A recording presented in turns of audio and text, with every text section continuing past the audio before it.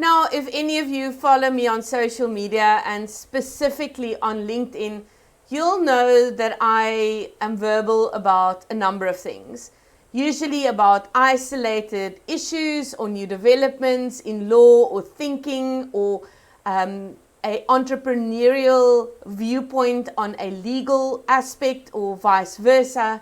And overall, I would like to think that my content is upbeat and solutions focused.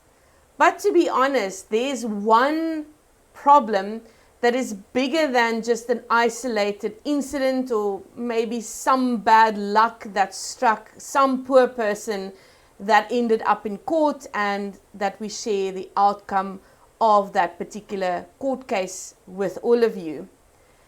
And that is the shocking business failure statistics we have in this country. Now, for those of you who may not be completely up to date with where we are, let me share some of these statistics with you. If we look at the pre-COVID period, that is before 2020, we were measuring business failure or success on a 5-year cycle. And yes, we also had annual data and we had 3-year data. But overall, the statistics remained pretty constant. It was a big problem then, but not an out of control problem. So if we look at that, the statistic measured over the 5 years was something between 50 and 60%. And if we divide that out, it brings it to less than 20% in a year. Fast forward to the COVID period, and we saw a sharp increase in failure. In fact, a crazy increase in failure statistics. Now measured over 12 months, we are around 75 to 80%. So basically, what this means is the 20% that are now succeeding every year, they are the minority, whilst previously the failure was around that statistic. And we need to take a hard look at why this is happening. And why is this important? Why is this an issue? Well, a functional economy should be all of our issue, right? Having less people that are jobless, that should be a global South African issue. So this has been bothering me, even when the statistics were comparatively not that bad, but I felt it to my bones. I come from a family of entrepreneurs. I saw from a young age how much work goes into building a business into a structure that employs people. And I've seen the tough times and the long hours. And I've also seen how it looks from a practical point of view. And for that reason, I think we have to call it our mission to change that statistic. Now, of course, I'm merely a legal practitioner, so my focus is very narrow. And of course, if we start analyzing why this is happening, of course, we can say that, it's economy, it's the damage that COVID did to our economy and so on. Absolutely, those could definitely be valid reasons, and I'm not an expert to disprove that here today. But what I want to say is I think if we look at the fact that this problem has always been there, even if it's sort of taken a bit of a back seat, we have to ask ourselves whether something in the system is possibly not working. And if we look at the reasons that are being mapped out, 2 reasons always tend to come up when we talk about these statistics. And that is lack of access to markets and lack of access to funding. Now, if we make this practical, access to markets could mean you want that big agreement, whether it be maybe with a corporate or with a government organ. And procurement strategies and procurement policies are very much similar throughout those type of organizations, meaning it's quite a process to become a vendor at either a corporate or a government organ. And you need to have a bunch of legal structures in place, and you'll have to be able to submit a range of documents to support your application. So in a nutshell, that's really where I believe businesses fall short. I do not think we are unsophisticated in our business dealings. I think we are inexperienced perhaps, but who isn't? When you become an entrepreneur, whether it's by choice or not, we learn. It's a journey. Conversely, if we look at the funding, now let's be very clear. I know that there are different levels of funding. We all know that. Some is really to navigate us out of problematic situations, and some of our banks still support that kind of funding, whether it be overdraft or short-term loan, but many do not support the business structure purely because it's a huge risk. Private funding often comes with all sorts of strings attached.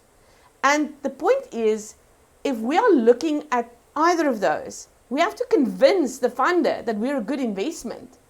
And how do we start doing that if nothing is written down, if there's no structure, and if any of the documents you are asked to procure or to submit for purposes of your funding application comes back with, I don't know what that is. I don't have that. Now, we can argue this, but I believe a lack of legal compliance is a big reason for where we are standing. And asking ourselves the difficult questions of why legal compliance is such a big issue, or rather the lack thereof, I think we have to talk about the price of quality legal services, but also the time. Remember, as legal practitioners, we work office hours, right? So from a revenue model point of view, from our perspective, we've got 8 hours in a day. Maybe getting up a little earlier and maybe working a little later, we can add 1 or 2 here and there. But actually from a client interaction point of view, we have around about 8 in a day. And often, and I can tell you this from first-hand experience, the entrepreneur who really needs this is simply not available at that juncture. They are busy trying to make money, trying to build bridges and relationships. They have such a limited supply of time because they are juggling so much. And that's really where Contracts for Biz and PocketAdvisor was born.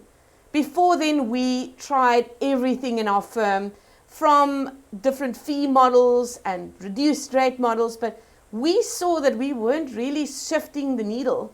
Until this day, that bothers me. So we built 2 systems that rely on technology to enhance the legal services experience. Now, from a contracting point of view, I want to say that, remember, even though it's a legal document, a contract is basically a summary of a relationship, right? And let me justify what I'm saying. A contract is a tool that we use to cement a relationship. With some key tips and tools, we are able to negotiate healthy relationships, forge them for our business, and regulate them with our contracts. So it's really a big problem where we live in an undocumented reality. Now, Contracts for Biz is basically a contract dispensary. So if you know what you need, it's a great tool. If you want to take a document to a meeting and use it as a discussion document, brilliant tool, extremely cost effective. Our downloads start with as little as 75 Rand a document. You can also subscribe and use it as much as you want. If you need it edited or something added because of the conversation you had with this other person we are hoping to forge a relationship with, then we can edit it for you. And as opposed to spending the hour in consultation and then producing a draft and you going to a second meeting, not the first meeting, and then coming back with edits and then a bit of back and forth, we are able to shortcut that time spent process and, of course, cut the cost by around 90%. That's a huge cost saving. But of course, it presupposes that you know what type of relationship you are hoping to achieve and what document you need for it. So, speaking about those that may sit here today, and you may feel, but I don't even know what half of those things are. It's exactly why we proceeded to build PocketAdvisor. It basically is an online learning platform. It takes you through 5 modules, 5 layers of your organization, and we take you through all the relationships that you may need to forge, how to ask the right questions, how to negotiate well, and how to ultimately pick the agreement concerned. So both are then integrated into one another. But it's not just the online learning tool, right? You have your online videos that you can watch, you have questions you could answer in order to make sure that you understand the information we've shared with you, or you can skip it if you like. And then once a week, we sit together in a group and for a period of 4 weeks, and we really make it practical. We share stories, we share videos, it's very interactive, and by that time, you build a support network. Who knows, maybe you meet someone in one of the groups that can really fill the gap of a need you have in your business. So it's a sense of community, not just a course where you log on, you learn, we never see you again. And of course, then from there onwards, you should know how to make use of and leverage contracts for biz. And that's really what we believe will shift the needle in a tangible, significant way, and what I was hoping to share with you today. So in conclusion, I'm telling you about the 2 products because I really believe that it can shift the needle. I've said that.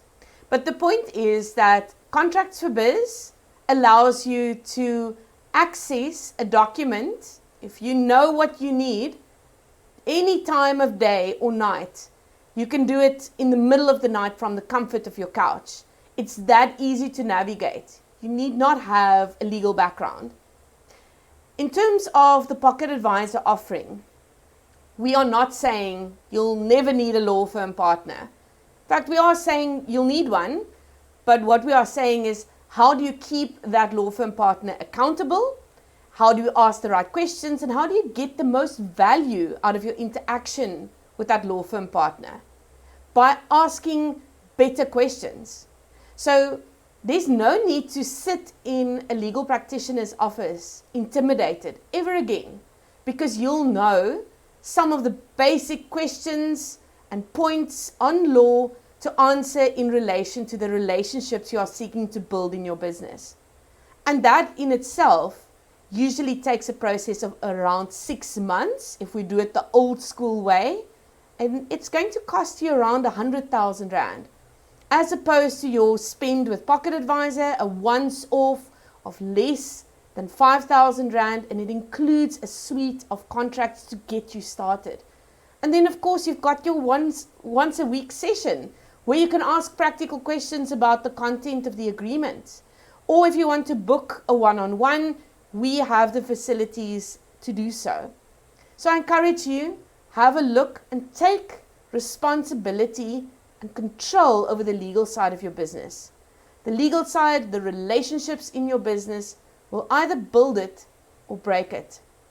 And this is something we can change together. This is something that if we get this right, we'll see much more businesses succeed, grow, employ more people, and that's great for each and every one of us living in this country. So thank you for joining me today. Please like, comment, share, pop questions in the box. I would love to interact and to answer any questions you may have.